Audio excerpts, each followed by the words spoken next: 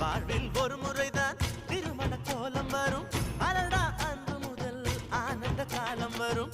ஒவ்வொரு இதயத்திலும் திருமண ஞாபகங்கள். ஆயுள் காலம் வரை இருக்கும் ஆனந்தங்கள். உறவுகள் தான் என்றும் உங்கள் கூட வருமே. அந்த உறவுகள் தான் வந்தான் அந்த வாழ்க்கை சுகமே. உலகத்தின் செல்வந்தன் ஆன ஒருவன். 1,00,000 சொந்தங்கள் சேர்த்த மனிதன்.